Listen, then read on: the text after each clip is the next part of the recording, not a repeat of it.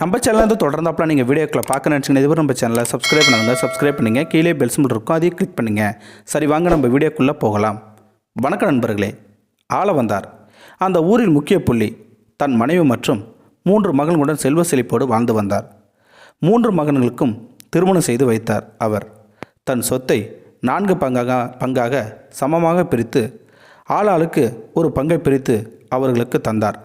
தன் தேவைக்காக ஒரு முடிவு செய்தார் ஆளவந்தார். சொத்தில் ஒரு பங்கை தன் கூடவே வைத்து கொண்டார். சில ஆண்டுகள் சென்றன. அவரது மனைவியும் அவரை விட்டு மறைந்து போக தனித்து விடப்பட்டார் ஆளவந்தார். ஒரே ஒரு நம்பிக்கையான உதவியாளர் மற்றும் சில வேலைக்காரர்கள், இவர்களே அவர்களுக்கு இப்போது துணையாக இருந்தனர். இதுவே அவர் வாழ்க்கை நிலை.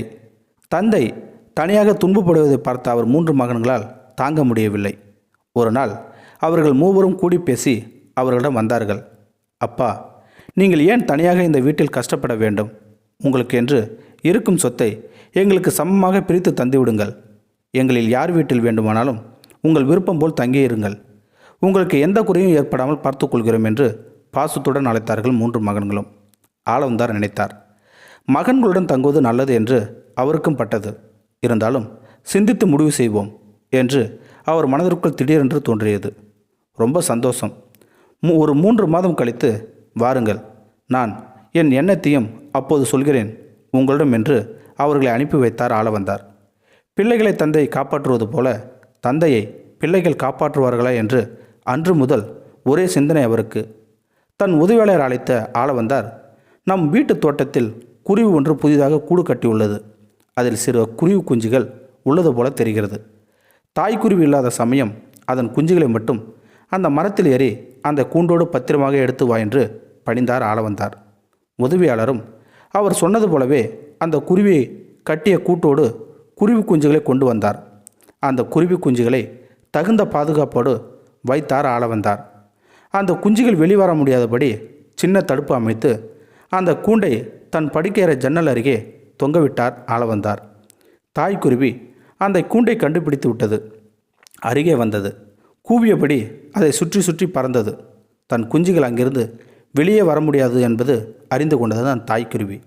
இருந்தாலும் அந்த குருவி வெளியே பறந்து சென்று வேளைக்கு தவறாமல் தன் குஞ்சுகளுக்கு உணவை கொண்டு வந்து ஊட்டியது அந்த தாய்க்குருவி. சிறிது காலம் சென்ற பின் குஞ்சுகளுக்கு ரெக்கை முளைத்தது. கூன்றுக்கு உள்ளே பறக்கத் தொடங்கின அந்த குஞ்சுகள். இப்போது ஆளவந்தார் வேறு ஒரு வேலை செய்தார். தன் தோட்டக்காரனை வைத்து அந்த தாய்க்குருவியை பிடித்து வெளிவர முடியாதபடி ஒரு கூண்டில் அடைத்து அந்த கூண்டை எடுத்து வா என்று பணிந்தார் அந்த ஆளவந்தார். அந்த குஞ்சு குருவிகளும் இருக்கும் அதே கூண்டிற்கு அருகிலேயே அந்த கூண்டை தொங்கவிட்டார் ஆளவந்தார். இப்போது அவர் அந்த குஞ்சுகள் இருக்கும் கூண்டை திறந்து விட்டார். அதில் இருந்த எல்லா குஞ்சுகளும் வெளியே உற்சமாக பறந்து சென்றன. அந்த குஞ்சுகள் பறப்பதைக் கண்ட தாய்க்குருவிக்கு ஒரே ஆனந்தம். தன் மகிழ்ச்சியை அது உரத்த குரலில் வெளிப்படுத்தியது.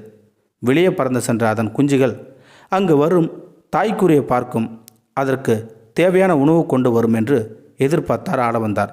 ஆனால் அதன் குஞ்சுகள் எதுவுமே அந்த தாய்க்குருவி இருக்கும் கூண்டு பக்கமே வரல. பொறுத்து பார்த்துவிட்டு அந்த தாய்க்குருவிக்கு பல தானியங்களை அளித்தார் ஆளவந்தார். பிறகு அந்த கூண்டை திறந்து விட்டார். ஆனால் என்ன ஒரு ஆச்சரியம்! எங்கே வெளியே சென்றாலும் அந்த தாய்க்குருவி திரும்பவும் அந்த கூண்டிற்கே வந்தது. ஆளவந்தாரிடம் நல்ல தோழமையும் பாராட்ட ஆரம்பித்தது. ஆளவந்தார் ஒரு முடிவுக்கு வந்திருந்தார். இப்போது அவர் கூறியது போலவே 3 மாதங்கள் கழித்து அவரது 3 மகன்களும் வந்தார்கள்.